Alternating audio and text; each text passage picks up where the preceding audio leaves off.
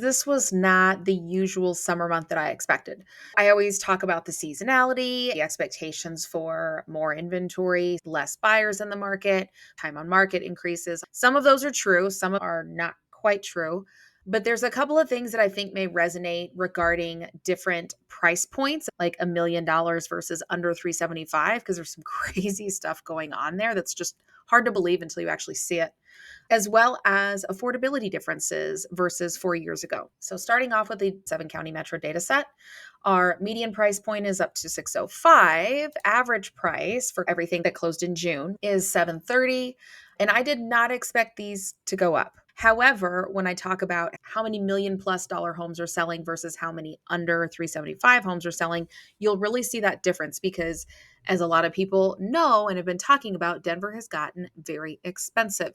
Over the last 4 years, you can see compared to 2021, when our average price point continues to climb, even though our market is relatively flat, depending on what part of the market you're looking at, which is why this matters so much. I'll hit a couple of big points. I'm going to split up into single family homes versus condo townhomes because that's where things really change. But days in MLS, this did go up. I expect that to continue going up considering we're going into the second half of the year. Seasonally, that tends to be when things are slower for us. Average days in the MLS is 36 right now. I'll hit this on the split single family versus condos in a minute. Months of supply, we're flat to last month.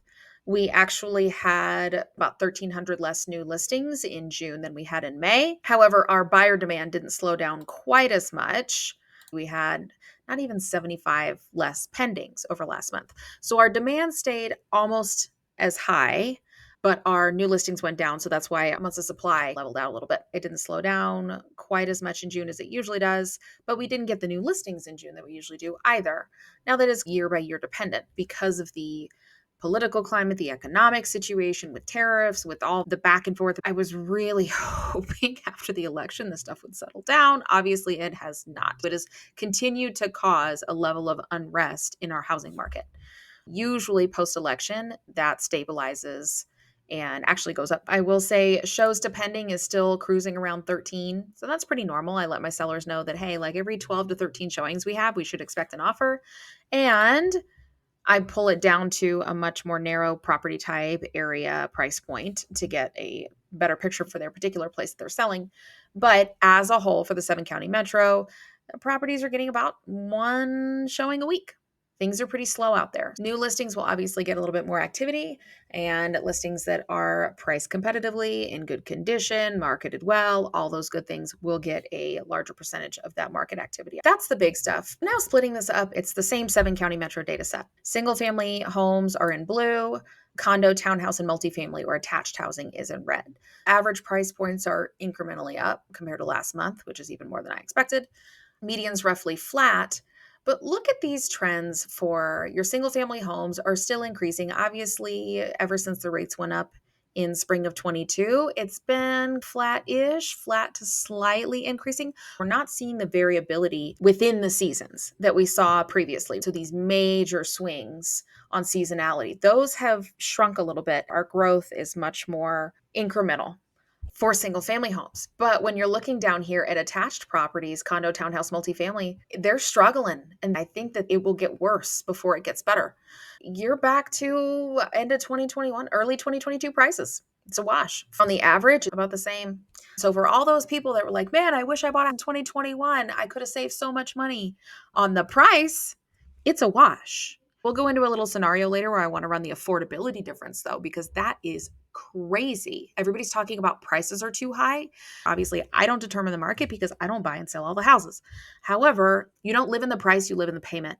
And the payment is been significantly affected by property taxes, insurance, and especially when you're talking about HOAs and attached multifamily properties, the insurance premiums and the HOA costs due to a few different factors, but mostly complex cost of insurance has gone crazy. And that has significantly affected affordability that we'll talk about. As far as days in MLS, single families are always selling a little bit quicker. That's what most buyers are looking to buy. And especially with the price difference, the incremental cost on a monthly basis to buy a single family home versus a townhouse or multifamily home, a lot of people are just like, you know what? If I'm already going to stretch to buy a place, I'll just stretch a little more to buy a house versus buying what I call the stepping stone property. They're skipping out on that first condo or townhome and just going straight to the single family because the monthly cost difference isn't significant. Months of supply, you can see still a major difference here.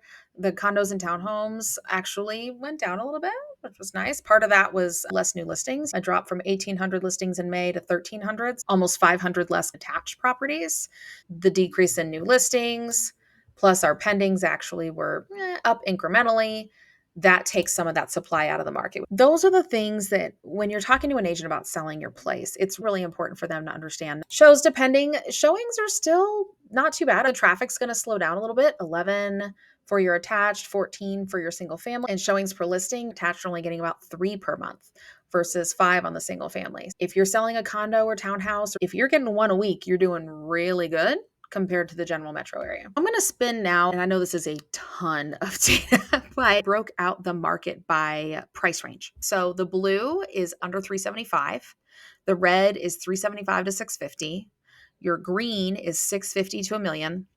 And then the yellow is a million plus. I just really want to look at the blue and the yellow. So the blue is the under 375 and the yellow is the million and plus. Obviously, as prices and appreciation have gone up, a lot of these under 375 properties have pushed into the 400 and then 500 and then 600. So your red and green have grown, which makes sense because that's the middle. That's the bulk of the market.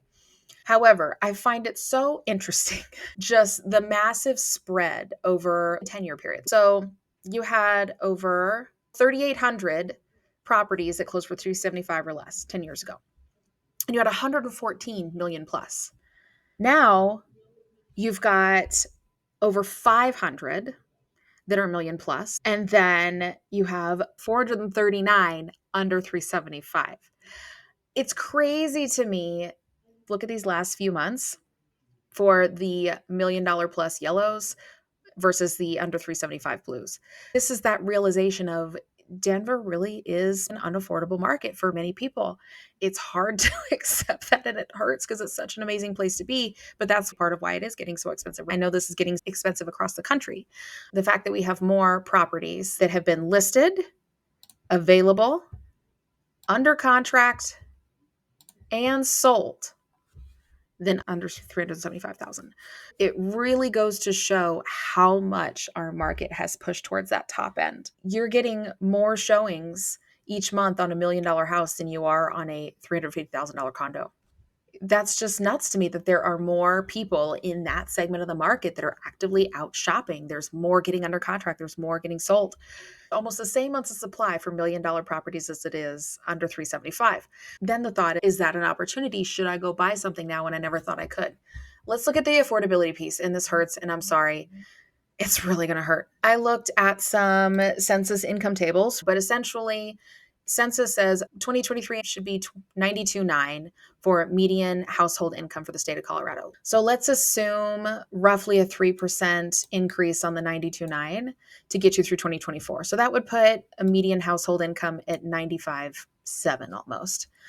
Versus in 2021, the census table for Colorado says 82,254 for median household income. Given that, we've got roughly a 16% increase in median household income in that 4-year period, making some assumptions for 2024. Let's take that $300,000 condo, for example. In 2021, let's figure a rate of roughly 3%, 5% down payment, because for a first-time home buyer, that's pretty normal. 30-year term, property taxes, and I made some estimates here. Let's say they were $1,200 then. Property insurance for walls in condo coverage was $750. Your HOA fees were probably about $350 or so per month, depending on the condo. That puts a payment at $1,838 a month. Run the same thing now, same price, $300,000, but your rate's 7%. Your taxes went from $1,200 to $1,600. Your property insurance went up to about $1,200. The HOA fees went up from $350 to roughly $500 because the cost of insurance for the complex to cover the roof, to cover the exterior, HOA complex coverage, especially for condos, has doubled, if not tripled, in that time period. Those premiums have to get paid, so they get passed along to the owners, or they increase the deductible and do a special assessment. Those monthly costs with the exact same purchase price is $27.53 versus $18.38. That's almost 50% increase for the exact same price. That's my point, is everybody's talking about prices have to come down, prices have to come down. Let's just do this, because that price, and I think I'm going to be pretty close here, that price has to come down to what, roughly 162,000 to be almost, yeah, I know there's weird ads on here, to be almost the same payment, right? There you go. Pretty close. 163, 164,000. What is with all the weird animal ads? This is just a free mortgage calculator I use. So just that alone to help people understand, for those that own condos and townhomes, they certainly wouldn't want their property value to get cut in half, but everybody wants things to be more affordable.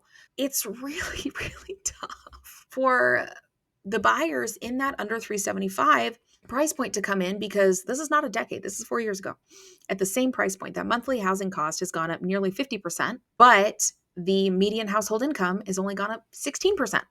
And that's making some assumptions, and I'll put all my source links down below to the census data and everything else. That's the part that just hurts, that a lot of people that have been in a home for 10, 15, 20 years don't understand.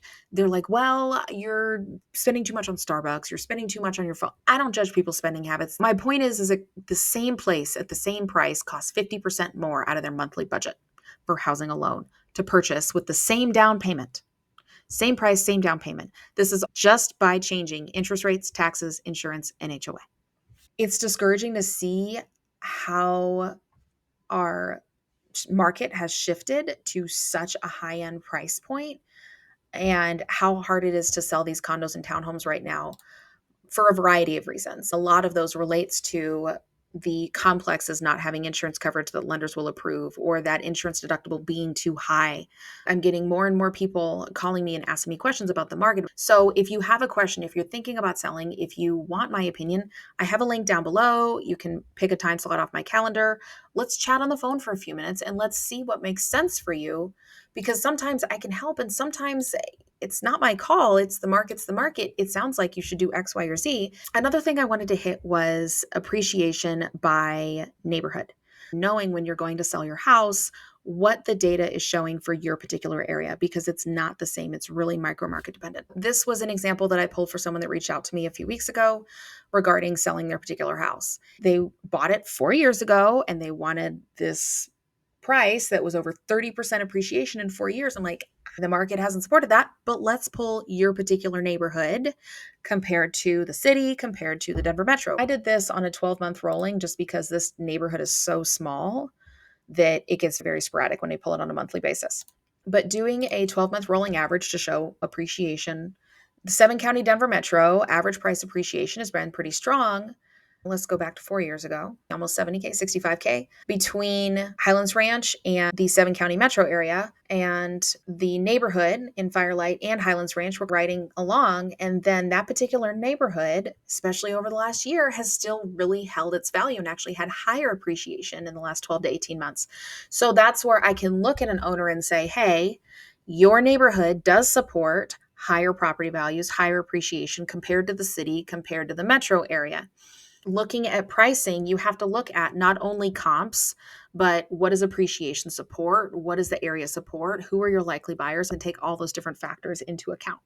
Looking at the data at that particular scale can really help guide your decision. If you're thinking about buying, what can really help as much as we can on these affordability issues is temporary buy downs, because if rates do come down, then everybody wants to get back in and then your prices push back up. If you're planning on buying anyway, or you want to buy and park and build the long-term wealth, and that's really in your plan, but the challenge with that of, oh, we want to do this, but gosh, that's just a lot of money every month and it's so much cheaper to rent, then negotiate a seller buy down. Having the seller buy down your rate to 5% versus 7%. That's saving you, what, $400 a month? Or a 3-2-1 buy down, and that buys you some temporary relief on those first 2 to 3 years of the mortgage. And then if there is an opportunity to refi down the road, you can do that. But if you're planning to buy anyway, it's a really good way to use those funds to help get over that monthly payment difference versus just reducing the price. Here's an example of that. If you're going to stay at the 7% interest rate and take, that $25,000 that you could put towards a 321 buy down and lower their rate significantly, changing that price to 275, it's a, couple $100 difference, but you can save almost, $400 to $500 a month for that first year by putting that towards the interest rate up front, assuming you can do a refi down the road. There's no right or wrong way to do it. It's really just finding what makes the most sense for your scenario, but making sure you have an agent that explains these options to you, making sure you have a lender that can help you with these things and walk through these scenarios. I'd love to sit down and make a game plan and see what makes the most sense for you and your situation. Feel free to pick a time right off my calendar. If you need an agent in another area, please reach out to me. I have an amazing network and I'm really picky on the people I refer. Hopefully that was helpful. Thanks so much for the time, and check out this video up here if you want some more information.